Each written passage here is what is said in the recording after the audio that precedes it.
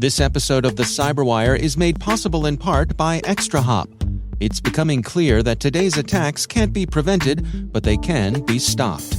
Modern cyber attackers have already made it inside your network, but you have the upper hand.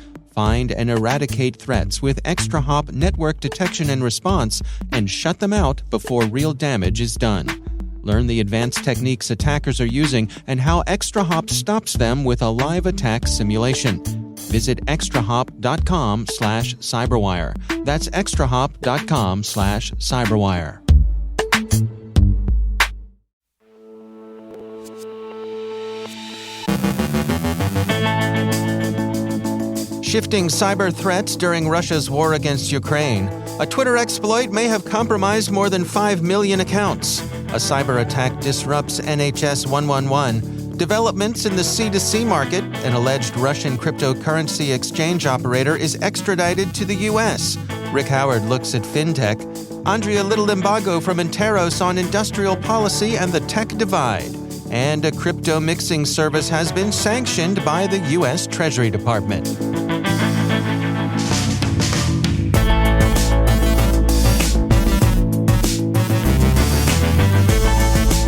From the CyberWire studios at Data Tribe, I'm Dave Bittner with your CyberWire summary for Monday, August 8th, 2022.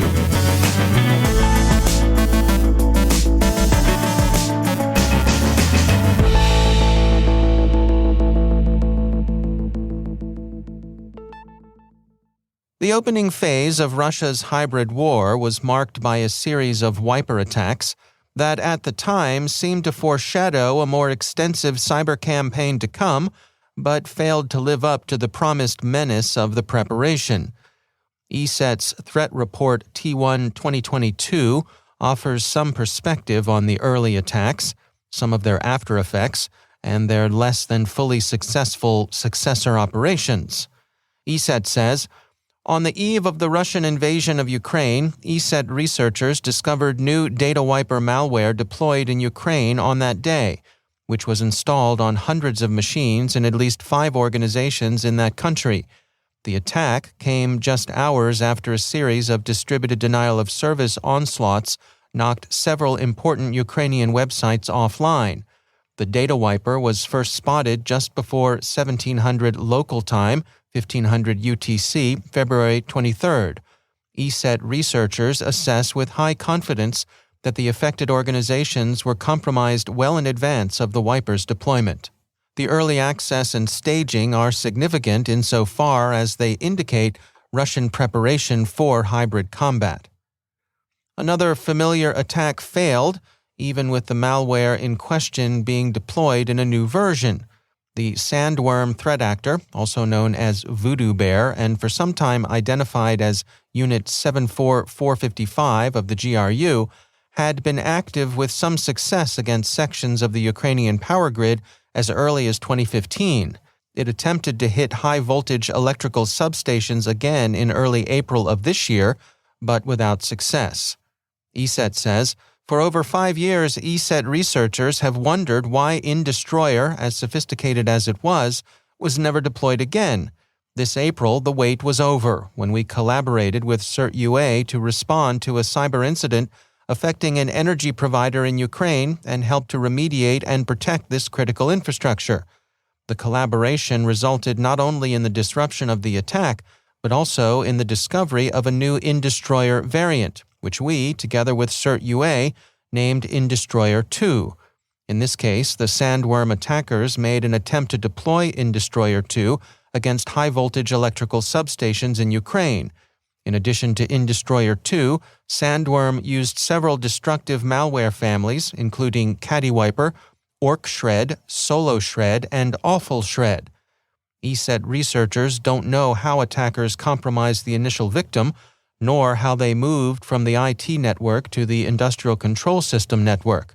If successful, this attack could have left 2 million people without electricity, claimed Farid Safarov, Ukraine's Deputy Minister of Energy. As it was, the attempt failed. On Friday, Twitter disclosed a cyber attack that compromised some users' personal information. Twitter says, In January 2022, we received a report through our bug bounty program of a vulnerability in Twitter's systems. As a result of the vulnerability, if someone submitted an email address or phone number to Twitter's systems would tell the person what Twitter account the submitted email address or the phone number was associated with, if any. This bug resulted from an update to our code in June 2021. When we learned about this, we immediately investigated and fixed it. At that time, we had no evidence to suggest someone had taken advantage of the vulnerability.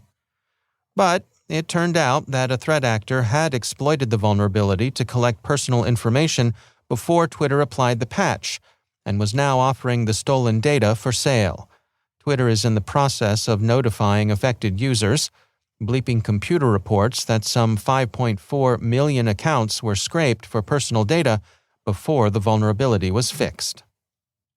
A cyber attack against a third-party provider has disrupted Britain's National Health Service's NHS 111 online service, an advice and scheduling platform designed to make it easier and quicker for patients to get the right advice or treatment they need. Advanced, a digital services provider for NHS 111, detected the attack on Thursday. The BBC says the target of the attack was the system used to refer patients for care, including ambulances being dispatched, out-of-hours appointments bookings, and emergency prescriptions. The Guardian reported on Saturday that the government was organizing a coordinated resilience response and that recovery might well take into this week. There's so far been no public attribution of the attack, but the Telegraph says that an unnamed nation-state is suspected. Investigation, like recovery, remains a work in progress. There are two noteworthy developments in the criminal-to-criminal marketplace. First, as BleepingComputer reported on Thursday, a service that calls itself Dark Utilities offers command and control as a service for criminal clients. Researchers at Cisco Talos describe the service as a platform that provides full-featured C2 capabilities to adversaries. It's marketed to the underworld as offering affordable remote access, command execution, distributed denial of service attacks, and cryptocurrency mining operations on infected systems. Subscribers can get command and control as a service for an initial fee of just under €10. Dark Utilities has some 3,000 active subscribers. In another C2C subsector, the initial access broker marketplace where stolen credentials are hawked, the Genesis marketplace is said to deliver its wares with sophistication and polish. Researchers at Sophos describe the service, which has been active since 2017, as follows. Genesis, called Genesis Marketplace or Genesis Store or Genesis Market, the site refers to itself inconsistently, is an invitation-only marketplace. It sells stolen credentials, cookies, and digital fingerprints that are gathered from compromised systems, providing not just the data itself, but well-maintained tools to facilitate its use. On Thursday, Alexander Vinnik finally arrived in the U.S., extradited from Greece.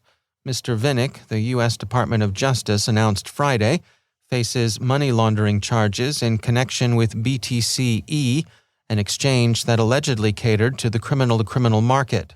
Assistant Attorney General Kenneth A. Polite, Jr. of the Justice Department's Criminal Division said, after more than 5 years of litigation, Russian national Alexander Vinnik was extradited to the United States yesterday to be held accountable for operating BTC-E, a criminal cryptocurrency exchange which laundered more than $4 billion of criminal proceeds. And finally, in a cyber-related designation, the U.S. Department of the Treasury this morning added Tornado Cash to the department's specially designated nationals list. Tornado Cash is a virtual currency mixer, and the Treasury Department has concluded that this particular mixer is implicated in laundering the proceeds of cybercrime. In particular, Reuters reports, the department is concerned about the uses North Korea's Lazarus Group has made of Tornado Cash. The immediate effect of the sanctions, CoinDesk notes, is that U.S. persons will no longer be able to use the mixer. This is the second virtual currency mixing service Treasury has sanctioned for connections with North Korea.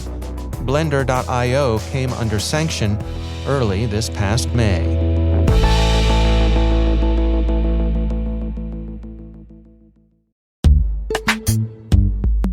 And now, a word from our sponsor, Dragos. As operational technology, or OT, cybersecurity becomes a top priority from boardrooms to the manufacturing floor, CISOs and their teams must implement proven strategies to protect the business.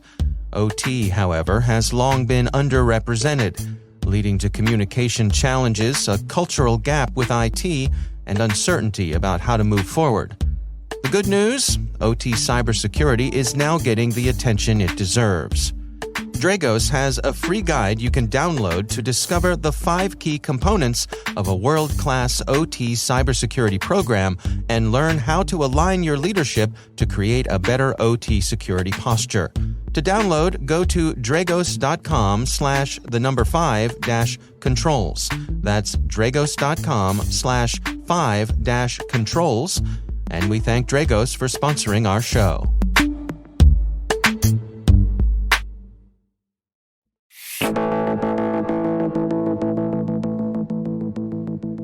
And it is always my pleasure to welcome back to the show Rick Howard. He is the CyberWire's Chief Security Officer and also our Chief Analyst. Rick, great to have you back. Hey, Dave. So on your CSO Perspectives podcast this week, you are highlighting a topic called fintech. And that phrase pops up all the time as I'm reporting the news, but I have to admit that I am less than crystal clear on exactly what it means. So can you clarify it for us here? What's going on? Sure. So it's kind of like a general term, this X-Tech, quote unquote. It's new technology that seeks to improve and automate services like in various sectors. You've heard of agri-tech for agriculture, ed-tech for education, ad-tech for marketing.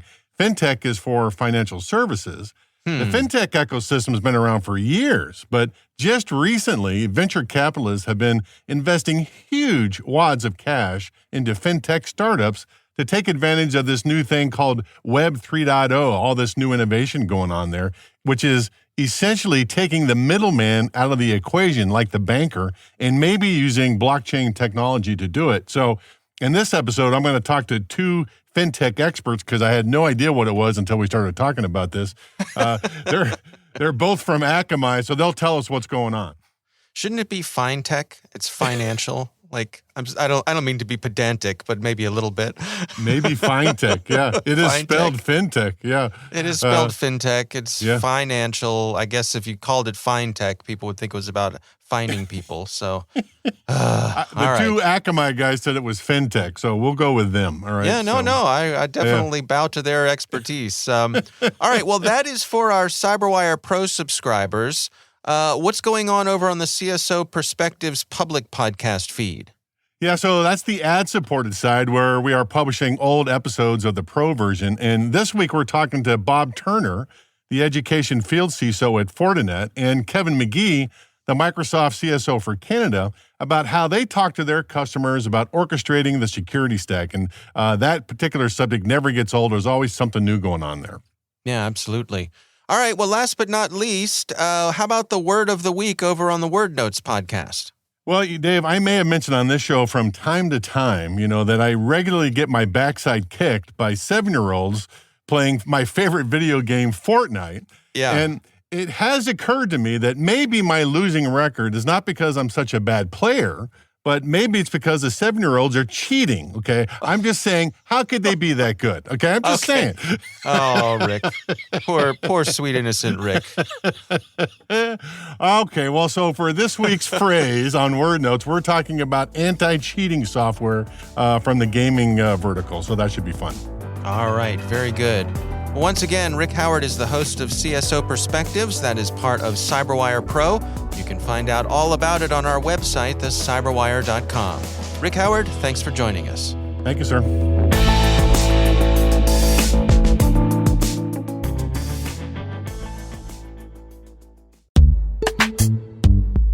And now, a word from our sponsor, LookingGlass Cyber, a global leader in cybersecurity. There's never been a more serious time for U.S. critical infrastructure sectors to shore up their cybersecurity defenses than right now. While ensuring internal cybersecurity solutions are blocking and detecting nefarious activities is critical, security leaders also need to understand their external attack surface. This outside-in view highlights the vulnerabilities and exposures that threat actors can see on your network. Gain a deeper understanding of vulnerabilities and exposures currently seen across the financial sector, along with a crosswalk of these items to Russian threat actors. Access your complimentary copy of the Financial Sector Cyber Profile at lookingglasscyber.com/cyberwire. And we thank Looking Glass Cyber for sponsoring our show.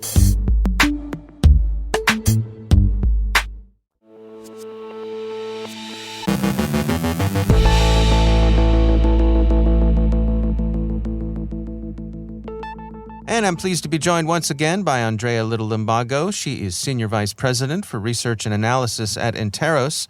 Andrea, always great to welcome you back to the show. I want to touch base with you today on some of the things we're seeing when it comes to industrial policy and how that intersects with some of the work you're doing as a social scientist. There's some interesting developments going on around the world. No, there really are. And for a long time, industrial policy really isn't the most exciting thing to be discussing. And really what we mean by that really is more so government intervention in different aspects of the economy for national security or economic security purposes, and really having a bit more of a hand in there as opposed to the complete free range of the market. And what we're seeing a lot is largely driven by national security is the steep rise of technology companies that are getting sanctioned due to national security concerns. And so that's exactly where that intersection is. It's that the technology concerns over surveillance, data access, data manipulation, the tool being used to help protect against that in the United States and in Europe is industrial policy via a range of sanctions. And so that it is a really a fascinating area to be looking at. And from 2019 to 2020, about 350 different Chinese companies were sanctioned by the United States alone and by the Department of Commerce alone. So that's not even counting some of the Treasury sanctions. This was solely from commerce. And a large part of those were technology companies. And then we're seeing with Russia's invasion of Ukraine, we really are seeing that sort of the foundation that was established with the approach to China being applied to Russia. And there's over 600 different companies now, Russian companies, have been sanctioned by the U.S. Since Russia's invasion of Ukraine. The UK has sanctioned over 100 different Russian companies. And so it's not just the U.S. doing this. We're starting to actually see in the case of the Russian sanctions, much greater coordination from Australia, Korea, across the EU, in pursuing various kinds of sanctions to serve as a symbol of support for Ukraine, and then also to harm both the Russian economy and Russian technologies. And that's what we're seeing is that many of the Russian companies are starting to have a hard time getting access to certain parts that they need because of this strategy. The FCC in the U.S. has listed Kaspersky as a national security threat. Prior to that, it was only Chinese companies that the FCC had listed, and so that's a shift now.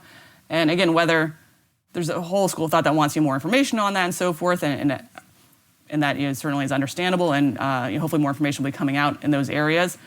But regardless, and this is what the government has stated as a concern, as their law, and as their and for partners they're willing to deal with. And so it does have economic implications and implications for really technology writ large, and for what kinds of technologies are allowed in a corporate infrastructure. Yeah, it's fascinating to me, and one of the elements I find interesting is that there seems to be the political will, combined as part of the national security interest, that there's going to be a little bit of pain here, as the U.S. decouples from some of the Chinese providers for 5G technology, and as the EU decouples from Russia for some of their, fossil fuel needs. That's going to require some adjustments, and things may cost more. It may be harder to get things, but that's the value balance and equation that the nations are making. It is, and it's interesting how much support there has been. I think with Russia and Ukraine, it's a very visible, existential reason that the various countries are willing to take some pain. Right. There's also the fear of Russian expansion and dependency on a country that is acting that way. I think on the side of 5G, there has been a whole lot more pushback especially from those who are going to have to actually implement the rip and replace of Huawei, for instance. Right. And the government did, I think, something along the lines like $1.8 billion in the U.S. To help offset those costs. And then just recently, maybe even the February, March timeframe of this year, the private sector came back and said, well, our initial estimate was off. It's something closer to like 5.7, I think, billion to rip and replace. But who's counting? Yeah. Who's counting? Yeah. So there's the government is providing some support, and that's why the government has to offset some of this and to actually get compliance. The government does need to combine the carrots and the sticks in this area. Japan has provided a couple billion to their own domestic champions as well to facilitate the replacement of the Chinese technologies. And like to your point, it's very, very expensive. And I imagine along the lines of oil and gas in Europe, there'll be increasing support in that area. And not even adding on top of this, in the past we've talked about collective resilience, and this is exactly where allies and trusted partners are so important. That the U.S. has offered additional natural gas, and that comes with some concerns over environmental impact and so forth. But almost putting that aside, which you can't really put it aside, but just at a higher level, it does show greater willingness of the U.S. to support Europe to offset some of their own costs as well on that, and looking at this much more so as we're only as strong as as the collective group, and if we can help build that resilience across like-minded countries, that will help offset a lot of the costs as well, because it's going to be expensive. It's going to it's not going to be easy, and it's going to be disruptive. And at the same time, if there can be replacements from the U.S. can't create a replacement all on its own. EU can't create replacements all on its own. Japan, Korea, Australia can't on their own. But doing it together can help offset some of the pain a whole lot more, and hopefully building even more secure networks. Yeah, absolutely. All right, well, Andrea Little-Limbago, thanks for joining us.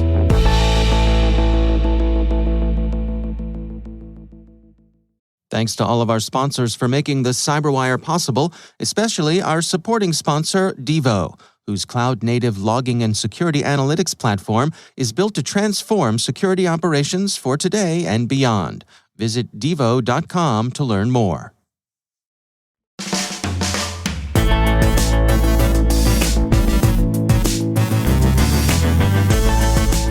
And that's the CyberWire. For links to all of today's stories, check out our daily briefing at thecyberwire.com. Don't forget to check out the Grumpy Old Geeks podcast, where I contribute to a regular segment called Security. I join Jason and Brian on their show for a lively discussion of the latest security news every week. You can find Grumpy Old Geeks where all the fine podcasts are listed. The CyberWire podcast is proudly produced in Maryland out of the startup studios of Data Tribe, where they're co-building the next generation of cybersecurity teams and technologies. Our amazing CyberWire team is Elliot Peltzman, Trey Hester, Brandon Karp, Eliana White, Haru Prakash, Justin Sabi, Liz Irvin, Rachel Gelfand, Tim Nodar, Joe Kerrigan, Carol Terrio, Ben Yellen, Nick Valecki, Gina Johnson, Bennett Moe, Chris Russell, John Petrick, Jennifer Iben, Rick Howard, Peter Kilpie, and I'm Dave Bittner. Thanks for listening. We'll see you back here tomorrow.